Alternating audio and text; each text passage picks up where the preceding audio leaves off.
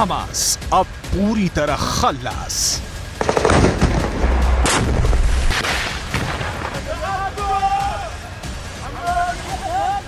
इस्माइल हानिया और Yahya Sinwar की मौत हमास के ताबूत पर आखिरी कील साबित होगी, क्योंकि हानिया और सिनवार खत्म तो हमास खत्म। और हमास की 2 एंड की तारीख अब तय हो चुकी है।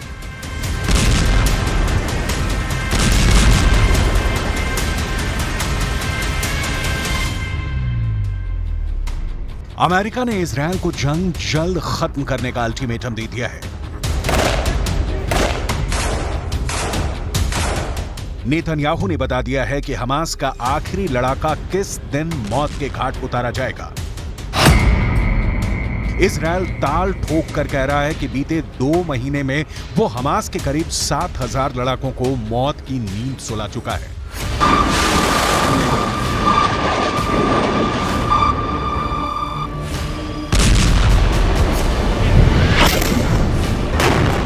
और अब नेतन्याहू ने हमास के बाकी बचे लड़ाकों को फाइनल वार्निंग दे दी है।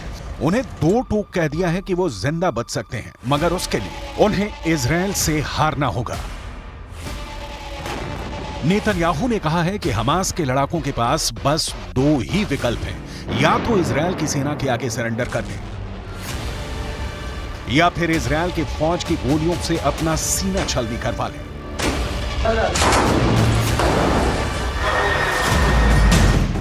नेतन्याहू का कहना है कि हमास के सैकड़ों लड़ाके इजरायल के चंगुल में हैं। वो या तो इजरायल की सेना के आगे आत्मसमर्पण कर चुके हैं, या फिर इजरायल की फौज के हत्थे चढ़ चुके हैं। בימים האחרונים עשרות מחבלי חמאס נכנעים בפני כוחותינו.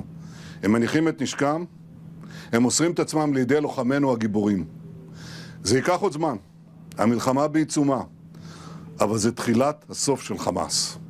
ואני אומר למחבלי חמאס, זה נגמר. אל תמותו בשביל סינואר. תיכנו, עכשיו. कुछ दिन पहले गाजा पट्टी से हमास के दर्जनों लड़ाकों के इजरायल के आगे घुटने टेकने की तस्वीरें भी सामने आई थी। उन तस्वीरों में हमास के लड़ाकों के शरीर पर अंदरूनी कपड़ों के सिवा कुछ नजर नहीं आया था। वीडियो में वो अपने हथियार फेंकते दिखे, मगर इस बार नेतन्याहू ने खुद अपने मुंह से हमास के लड़ाकों को धमकी दे डाली है कि अगर उन्होंने एक पल की भी देर की तो इस तरह अपनी जान बचाने का मौका भी नहीं मिलेगा।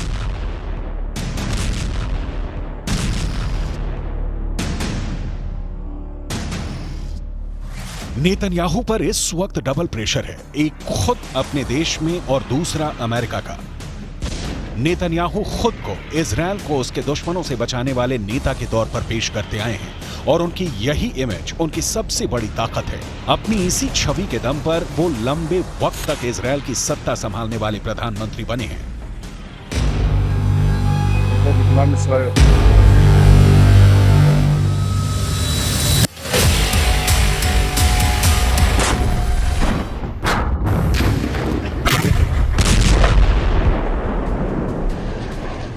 मगर 7 अक्टूबर की तारीख ने उनकी साख पर ऐसी कालिख पोती कि वो धुले नहीं धुल रही। ऐसे में नेतन्याहू पर अपने देश में अपनी मजबूत नेता की छवि वापस खड़ी करने का दबाव है, और उसके लिए उन्हें हमास को जल्द से जल्द खत्म करना ही होगा। लेकिन इसके साथ खबर यह भी है कि नेतन्याहू पर बाइडन भी आग बबूला है। अमेरिकी मीडिया में खबर छाई हुई है कि अमेरिका ने इजराइल से साफ साफ कह दिया है कि अब उसके पास हमास से लड़ने के लिए ज्यादा वक्त नहीं बचा है, क्योंकि हर बीतते दिन के साथ अमेरिका पर अंतर्राष्ट्रीय दबाव बढ़ता जा रहा है। अमेरिका इस लड़ाई में इजरायल का खुलकर साथ दे रहा है, और गाजा पर इजरायल के ताबड़तोड़ हमलों में करीब 18,000 लोग मारे जा चुके हैं, जबकि 20 लाख से ज्यादा आबादी में लगभग 90% लोग अपने घर छोड़कर भाग चुके हैं।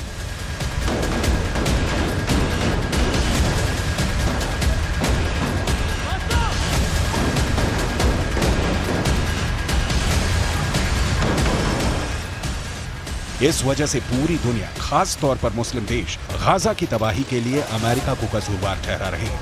कहा जा रहा है कि इसलिए अमेरिका ने इजरायल को 2 टूक कह दिया है कि किसी भी सूरत में इसी महीने के आखिर तक युद्ध खत्म हो जाना चाहिए।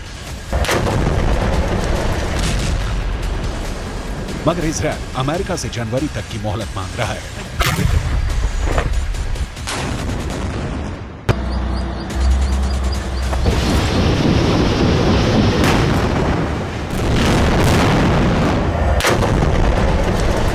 माना जा रहा है कि इसी वजह से अमेरिका ने संयुक्त राष्ट्र की सुरक्षा परिषद में गाजा में युद्ध विराम के लिए लाए गए प्रस्ताव पर भी अड़ंगा लगा दिया। इजरायल और अमेरिका के तेवर देखकर रूस का भी रुख नरम पड़ता दिख रहा है। जो रूस इस पूरी लड़ाई के लिए अब तक इजरायल की गलती बता रहा था, जो रूस इजरायल पर हमले का खुलकर विरोध करने को राजी नहीं था, उसके अब सुर बदल गए हैं।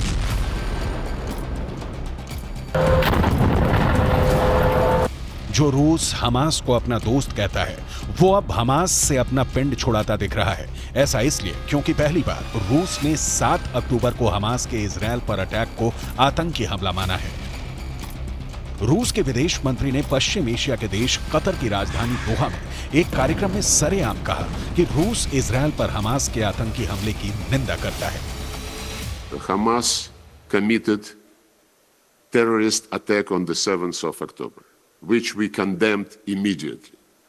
Hamas has a political branch which operates in Doha, and we have relations with this political branch, and we immediately got in touch with the people in Doha. रूस के विदेश मंत्री का बयान तो अहम है ही, उन्होंने बयान जिस दोहा शहर में दिया वो भी अहम है, क्योंकि कतर हमास नेताओं की पनाहगाह है और हमास का सबसे बड़ा नेता इस्माइल हानिया कतर की राजधानी दोहा में ही छिपा बैठा है। यानी रूस ने हमास के नेताओं को सीधा इशारा कर दिया है कि वो अपना प्लान बी तैयार कर लें, क्योंकि रूस उनकी कोई मदद नहीं करने वाला।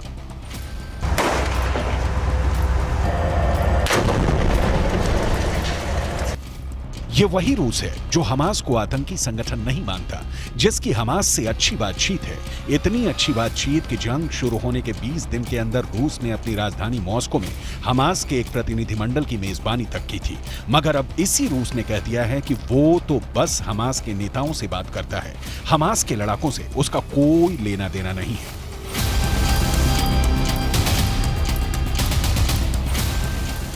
नेतन्याहू की धमकी और रूस के इस बेरुखी से पश्चिम एशिया के देश यमन पर कब्जा किए बैठे हूथी विद्रोही बुरी तरह बौखला गए हैं। ईरान के समर्थन वाले शिया हूथी विद्रोहियों ने एक बार फिर इजरायल को धमकाने के लिए मिसाइल चला दी थी। हूथी विद्रोहियों ने यमन के पास लाल सागर में तेल के एक टैंकर पर मिसाइल दागकर उसे फूंक डाला। खबर है कि वो टैंकर अगले महीने इजरायल जाने वाला था। लाल सागर अंतर्राष्ट्रीय शिपिंग का एक अहम रास्ता है और हूथी विद्रोही कसम खाकर बैठे हैं कि लाल सागर में इजरायल से आने और इजरायल जाने वाले किसी भी जहाज को नहीं छोड़ेंगे। मतलब साफ है कि न इजरायल कदम पीछे खींचने को तैयार है और न ही ईरान के समर्थन वाले लड़ाके झुकने को राजी हैं। ऐसे में इजरायल और हमास की जंग पश्चिम एशिया के साथ पूरी दुनिया को लेकर डूब सकती है।